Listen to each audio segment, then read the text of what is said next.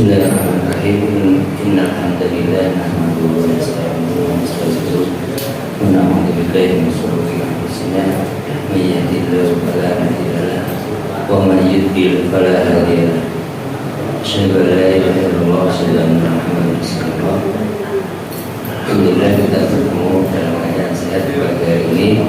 Allah memberikan nikmat yang banyak pada kita. Tak lupa salam dan selawat semoga terlimpah atas Nabi junjungan kita, Nabi Agung Nabi besar pertama Nabi Muhammad Sallallahu Alaihi Wasallam, yang karena beliaulah kita bisa berkumpul, bisa menikmati nikmat iman Islam dan nikmat segalanya. Nabi Ibrahim dan Nabi Musa ini waktu kecil keadaannya sama. Kalau Nabi Musa dengan Fir'aun, Nabi Ibrahim dengan Namrud, sama-sama ketika itu rajanya itu bermimpi kalau kerajaannya akan dihancurkan oleh seorang anak kecil laki-laki. Maka ketika zaman Fir'aun memerintahkan pasukannya untuk menyisir anak laki-laki dari Bani Israel, dan di zaman Namrud juga. Ketika itu kalau saya baca sejarah ya, Nabi Ibrahim itu lahir 2295 sebelum Masehi. Jadi 2000 tahun sebelum Masehi. Beliau itu kan kalau urutkan Nabi Adam, Idris, Nuh, terus Ibrahim. Nah, ketika itu rajanya berkuasa, Namrud juga memerintahkan untuk mencari atau membunuh anak laki-laki yang lahir di tanah itu. Nah, Nabi Ibrahim itu di dalam sejarah lahirnya di dalam gua. Maka dia ketika bisa lahir kemudian tumbuh dewasa, apa namanya? Nah, kita kemudian mengenalnya di dalam kisah bahwasanya beliau mulai berdoa kepada kaumnya, ayahnya, kemudian sampailah cerita itu beliau menjadi bapak ketauhidan di dalam Islam. Nah, sekarang ada kita juga yang bagus bahwasanya Nabi Ibrahim dengan Nabi Muhammad ini banyak sekali mirip-miripnya. Kemarin kita sampaikan di dalam suatu ayat bahwasanya beliau, saya bacakan biar benar, sama-sama disebut dalam Quran ada uswah hasanah. Qad kana lakum uswatun hasanatun fi Ibrahim. Jadi sungguh telah ada uswah hasanah di dalam diri Ibrahim. Kemudian kalau ayat lain, qad kana lakum fi Rasulillah uswatun hasanah. Sungguh telah ada pada diri Rasulullah yaitu Muhammad SAW itu suri teladan yang baik. Dua-duanya ini ada teladan yang baik. Nah, kalau kita berkenaan dengan Idul Adha ini, kita juga bisa lihat bahwasanya Idul Adha ini adalah bentuk pengorbanan cinta Nabi Ibrahim dengan keluarganya. Sehingga nanti kalau kita pelajari Nabi Ibrahim ini kan diuji waktu kecil mau dibunuh, kemudian ketika dewasa beliau diuji dengan ayahnya. Nah, ayahnya masih muslim. Agak dewasa lagi beliau diuji dengan rajanya. Kemudian kita tahu semuanya bahwasanya Nabi Ibrahim ketika berdakwah beliau tegas, dia bisa berani menghancurkan berhala, kemudian tinggalan berhala yang besar. Nah, berhala yang besar ini kenapa ditinggal? Supaya muncul pertanyaan, siapa sebenarnya yang menghancurkan berhala ini? Maka kalau kita lihat metodenya, metode pemuda waktu yang bisa kita atur ada berani. Nah, maka kalau kita punya anak-anak yang muda atau cucu kok berani, ya sudah berarti menyimpan sifat-sifat Nabi Ibrahim. Biarin aja, kita tinggal melindungi. Kemudian beliau kan setelah itu apa, berdiskusi dengan umatnya. Ketika ditanya siapa yang merobohkan patung ini, Nabi Ibrahim dia patung yang paling besar. Kemudian akan timbul pertanyaan, bagaimana mungkin patung yang besar ini, patung yang diam, nggak bisa apa-apa kok bisa menghancurkan yang kecil-kecil? Maka kemudian Ibrahim menjawab, lah kalau nggak bisa apa-apa, kenapa kita sembah? Nah, inilah yang menyebabkan seorang pemuda itu sebenarnya punya sifat yang kritis. Maka kalau kita misalnya sering diprotes sama anak-anak kita yang masih muda, pas berarti tugas kita orang tua adalah membantu anak-anak kita untuk tumbuh dewasa yang baik. Kemudian beliau habis itu kan diceritakan setelah diskusi itu kan beliau dianggap menyimpang atau istilahnya melawan dengan kerajaan. Karena Namrud ini juga salah satu raja yang mengaku dirinya sebagai Tuhan. Maka kemudian dihukumlah Ibrahim dengan api. Maka sejak dulu sebenarnya ancaman itu sekarang selalu ada bagi orang-orang yang menegakkan keadilan. Nah setelah itu Nabi Ibrahim dinyatakan selamat, kemudian beliau hijrah. Nah ketika hijrah ini perjalanan beliau ketemu dengan Fir'aun.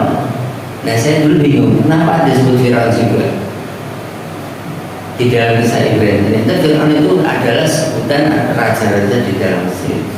Kayak kita kan di sini Hamengkubuwono gitu ya. Kalau di Jogja Hamengkubuwono, Sri Sultan Hamengkubuwono. Kalau di sini kan namanya Pak Kubuwono ya. Solo itu sebutannya benar kan? Pak Kubuwono benar kan?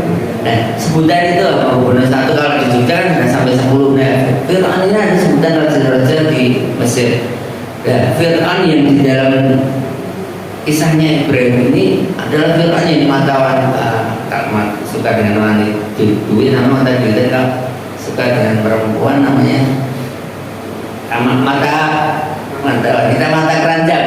Nah beliau terkenal dengan raja Fir'aun ini terkenal dengan orang yang suka merebut istri orang.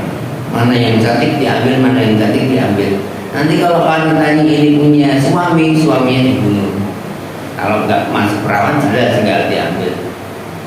Nah waktu Ibrahim masuk ke dalam negerinya ini, beliau tahu bahwasanya Fir'aun yang ini itu suka dengan perempuan.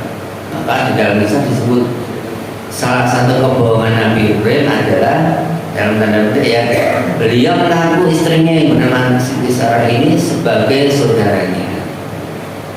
Maka ini kalau di dalam kita belajar di dalam bab hari kiamat, maka akan nanti ketemu bahasanya ketika beliau Nabi Ibrahim dimintai syafaat, umat tidak ada yang memberi pertolongan. Nabi Ibrahim ini dimintai syafaat, dia menjawab, sesungguhnya aku punya dua kebohongan yang aku lakukan waktu di dunia dahulu, dan saya takut sehingga tidak bisa memberi syafaat. Maka ketika kita bicara dengan sahabat itu muter-muter sampai adalah akhirnya ke Nabi kita Muhammad SAW. Nabi Muhammad itu punya doa yang sangat manjur yang nanti akan dipakai di hari kiamat, ini doa ketika syafaat ini. Baik, kita kembali ke Ibrahim. Kemudian beliau ngomong bahwasanya perempuan ini adalah saudaraku. Nah, akhir kata Fir'aun ini tidak bisa menyentuh Siti Sarah. Kemudian akhirnya dibebaskan Siti Sarah dan Ibrahim pergi dihadiahi namanya Siti Hajar. Karena selama menikah dengan Siti Sarah beliau tidak berputra, sampai kemudian dikasih hadiah namanya Siti Hajar. Ya, akhirnya Ibrahim punya dua istri, Siti Hajar dan Siti Sarah. Nah, mulainya di sini cerita, kemudian Siti Hajar dan Siti Sarah ini istrinya dua. Kalau dulu saya nggak bisa gambar gimana kok bisa ya istri dua-duanya tidak ada pertengkaran. Ternyata kalau kita amati dalam kitab kita, dua-duanya ini istrinya Siti Hajar dan Siti Sarah itu jadi diatur dalam tanda ya. Walaupun istri suaminya adalah suami Nabi. Maka kalau dalam kisah klasik itu misalnya yang disampaikan di sebelah itu sampai begini, karena cemburunya Siti Hajar dan Siti Sarah dengan Siti Hajar ini,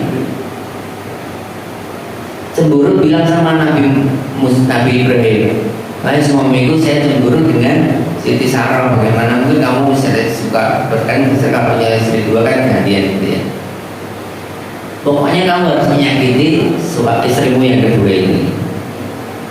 Nah maka Nabi Ibrahim yang punya sifat halim, sifat penyayang ini berpikir bagaimana menyakiti istrinya supaya istri yang pertama tidak marah lagi. Maka kemudian di dalam itu munculnya ide untuk melubangi telinga. Nah maka ibu-ibu yang di sini telinganya lubang itu adalah akibat dari sifat kasih sayang Nabi Ibrahim pada Siti Sarah. Akhirnya dilubang gini kan, kemudian dikasih anting-anting makin cantik lah. Dia Sarah makin apa namanya, makin cemburu. Nah, kalau kita lihat kisahnya habis itu apa, setelah pertengkaran dalam tanda petik ini, Siti Hajar akhirnya dihijrahkan ke Makkah. Kalau kita lihat sejarahnya ada dua hal ini yang kita bisa bandingkan. Siti Sarah ini kan wanita bebas, sementara Siti Hajar itu dulu adalah bekas budaknya Firaun. Maka karakternya ada berbeda. Ketika Siti Hajar itu berani protes sama suaminya, Siti Hajar enggak, semua layanannya bagus. Jadi kalau kita punya istri nih satu aja, bisa jadi lengkap. Ya punya Siti Hajar, punya sifat Siti Sarah, so ngeyel, so tapi dominan yang Siti Hajar bukan dominan yang Siti Sarah. Dominan ngeyel apa enggak kan gitu dari kita. Kalau dominan ngeyelnya, dominan protesnya, ya berarti sifatnya Siti Sarah banyak. Tapi kalau dominan dominan bagus, Siti Hajar. Ini bapak-bapak. Ada yang nyisir juga? Enggak punya ya? Baik. Enggak ada.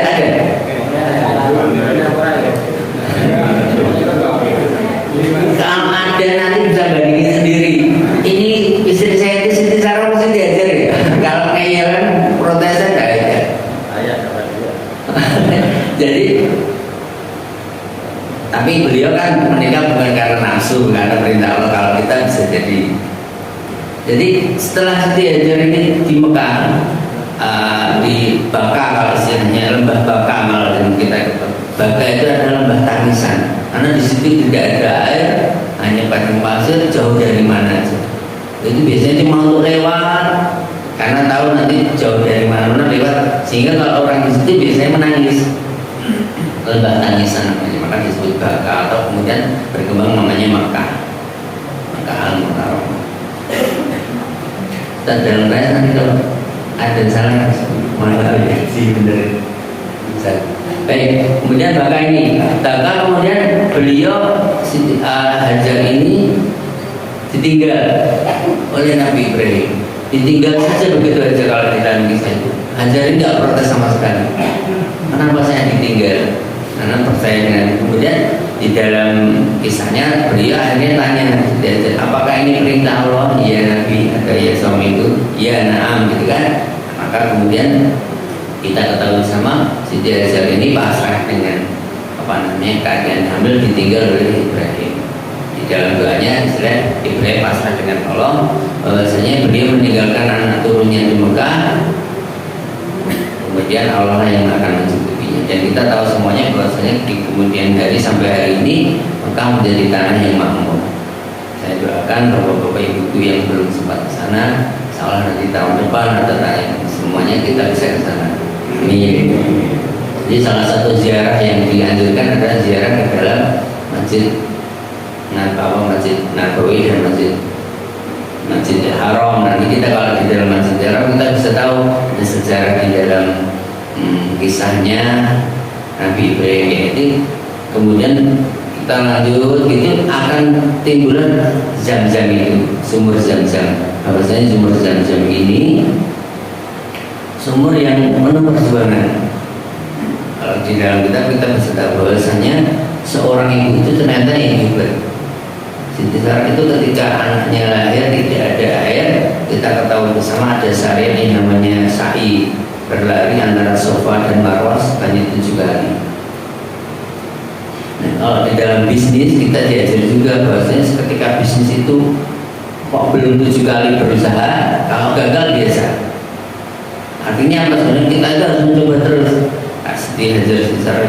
Siti Hajar itu dari Safa, ya air Fata Morgana di Marwah, beliau lari ke sana. Kemudian ternyata tidak ada air.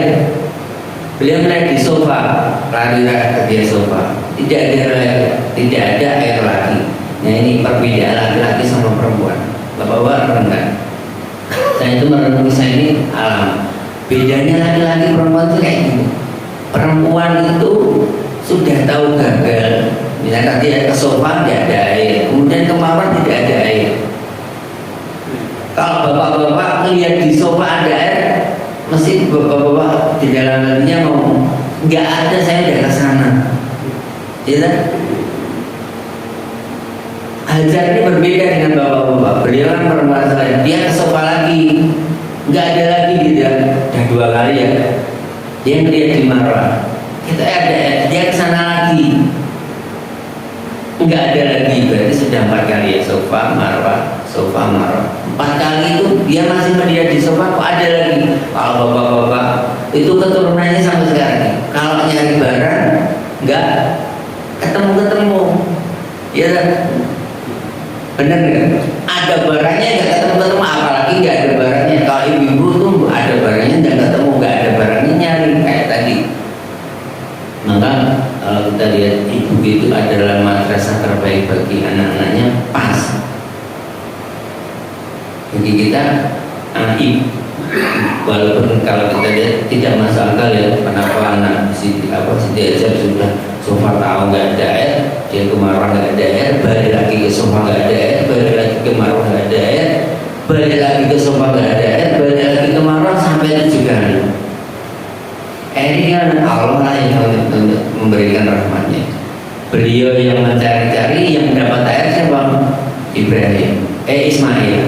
Nabi Ismail yang mendapat air. Maka sebenarnya di dalam hidup kita ini, kemarin gimana juga gitu, sebenarnya rezeki itu bukan karena usaha kita. Mesti bapak-bapak ini yang sudah tahu bahwa rezeki itu bukan karena usaha kita, tapi karena Allah rezeki kita. Kalau dulu disampaikan ini anak-anak protes, bagaimana buktinya ya? Ya Ustaz, kok bisa rezeki itu kita kerja ya mesti wajar dapat uang. Tapi dengan logika yang simpel, mahasiswa itu kalian kerja enggak? Enggak Ustaz, punya uang? Punya, itu enggak kerja punya uang, gitu kan? Ternyata kalau kita kembangin di dalam sekarang, di dalam kehidupan yang saya sebut, yang udah nikah keluarga ini, bapaknya yang kerja yang dapat uang siapa? Istrinya, ya kan? Ada yang semua uang istri, semua uang suaminya setelah gajian dikasihkan istrinya. Di sini ada enggak? Ada ya, banyak ya. Habis itu siapa yang jadi minta-minta? Suaminya, bu minta.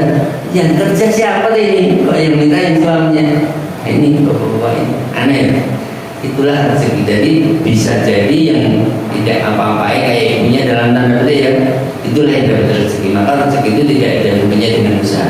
Maka kalau kita kembali ke dalam kisah Nabi Ibrahim, Ismail yang Siti Sarah yang lari 7 kali sofa marah tidak berhasil dapat air. Ternyata airnya dapat Nabi Ismail. Coba kalau kita istri, aku ibu rasa ngomong-ngomong kayak nendang-nendang, nanti yang butuh airnya kan gitu kalau ternyata enggak. Sunatullah itu maka penting sekali. Penting sekali bagi kita untuk semangat melakukan sunatullah apapun hasilnya, karena hasilnya itu Allah yang menentukan. Jadi kelemahannya bapak-bapak sama ibu tadi kita tahu ya, kelemahannya bapak-bapak itu kalau sudah gagal sekolah nggak berusaha lagi untuk berusaha. Ya. Maka nanti kita bisa ngajarkan anak-anak kita bahwa berusaha itu gagal coba lagi, gagal coba lagi. Nah kalau misalnya saya berusaha ini keberhasilan bapak-bapak juga bisa. Bapak-bapak ketika mau mendapatkan istri, ibu-ibu atau istrinya ini berapa banyak yang sudah ditembung, mesti lebih banyak yang gagal. Nembungnya papat sing gagal 5 itu sebabnya belum sampai nembung udah ditolak gitu ya bapak. Tapi ada yang sekali dari berhasil. Jadi dari mendapatkan istri aja perlu perjuangan. Nanti mendapatkan anak itu juga perlu perjuangan. Misalnya teman saya itu sampai habis ratusan juta, sampai sekarang dia tidak punya anak. Bayi tabung itu kan sekali uji 100 sampai 120 juta. Jadi memang rezeki itu Allah yang kasih. Nah, kembali dari kita berusaha, nanti Allah yang menentukan. Baik, kita lanjut. Habis itu maka kalau kita lihat sejarahnya, sampai Nabi Ibrahim datang, Ismail sudah agak besar. Kemudian beliau bersenang-senang dengan Ismail yang kecil. Ibrahim yang lama tidak punya anak Ismail ini senang sekali, sehingga kalau di dalam kisah ini kalau ingin menguji mana yang lebih dicintai Ibrahim, apakah anaknya yang lama tidak didapatkan atau Allah yang dicintai, maka muncullah syariat menyembelih hewan kurban. Itu ditanya, ya anakku, sesungguhnya aku melihat di dalam mimpiku aku menyembelih kamu. Bagaimana tanggapan kalau Nabi Ismail ini? Waktu Ismail muda sudah dapat didikan dari ibu yang soleh, maka Ismail menjadi laksanakan. Ya, kemudian kita lihat dalam sejarah kemarin disampaikan oleh Ustaz Kurban bahwasanya ketika pisau sudah di atas leher Nabi Ibrahim, maka Nabi Ismail, maka muncullah syariat untuk digantikan dengan hewan kurban atau sembelihan yang besar yang waktu itu adalah kambing atau domba. Nah, sebelum itu kita lihat di dalam perjalanan ketika mau menyembelih, maka akan dikenal adanya jumratul ula, jumratul wusta, dan jumratul aqobah atau lempar jumrah di dalam ibadah haji. Kita lihat ketekunan atau keteguhan Nabi Ibrahim ketika menjalankan perintah Allah. Ketika diperintah untuk menyembelih ini, digoda setan di lokasi jumratul ula. Bahwasanya digoda, kalau dalam kisah itu disebutkan, Ibrahim, kamu punya anak susah, kok sekarang mau disembelih? Apa kamu itu gak sayang dengan anakmu? Gitu ya. Singkat kata, Ibrahim gak tergoda, dilemparlah setan tadi. Jalan lagi di jumratul wusta. Jumratul wusta itu jumrah yang kedua. Digoda lagi sama setan, maka Ibrahim tetap kekeh gitu ya. Nah, ini kelebihan laki-laki itu kalau punya cita-cita kuat, maka dilempar setan di jumrah terus sampai di jumrah yang ketiga, jumrah aqobah. Setan dilempar lagi. Nanti kalau kita belajar syariat haji, ada bapak-bapak ibu-ibu yang sudah haji, kita tahu bahwasanya nanti ada jumrah aqobah ini, lempar jumrah ini dilakukan ada yang 2 hari, ada yang 3 hari. Baik, jika kata disembelih digantilah dengan udhiyah. Nah, anak kasih sayang cerita 2 orang ini sampailah ke kita ini betapa hari raya Idul Kurban ini adalah hari raya makan-makan, hari raya bergembira. Kalau kita lihat video yang Ibrahim sepanjang malam ketakutan karena harus menyembelih anaknya, diganti dengan hewan kurban, maka beliau bergembira sampai hari ini. Setiap hari raya Idul Kurban hampir semuanya bisa makan daging. Nah, bapak-bapak ibu, kalau saya nggak tahu ibu saya itu anaknya kan 11, 10. Beliau itu kalau Idul Kurban itu masih beli daging kambing, karena bagian dari masjid sedikit. Nah, kemudian harus beli kambing supaya anak-anaknya bisa rasain. Masa nggak cukup kalau cuma 1 plastik dari kambing, dari masjid dimasak untuk 10 anaknya, untuk 11 anaknya. Nah, saya masih ingat ya, kalau di masjid ada beberapa masjid yang melihat hitungnya bukan per rumah, tapi bisa jadi hitung per kakak yang disebut sampai per anggota keluarga yang disampaikan Ustaz Dokter. Walaupun itu menjadikan susah, tapi kadang-kadang penting juga karena ada beberapa keluarga yang kalau cuma diberi dengan yang itu kurang. Ya, kembali ke situ. Nah, Idul Adha ini ada hari raya kebahagiaan kita. Maka hari raya Idul Kurban ini sampai 4 hari ya. Ada hari raya itu, kemudian hari tasrik. Nah, selama hari tasrik ini penyembelihan masih dimungkinkan. Maka hari raya ini kalau di Mekah nanti akan terasa bedanya dengan hari Idul Fitri. Idul Fitri dan Idul Adha ini berbeda. Idul Adha ini ada ya senang-senangnya kalau sekali, kalau itu ya sholat selesai. Dari saya jika ada kesalahan, maaf. Akhirul kalam. Assalamualaikum warahmatullahi wabarakatuh.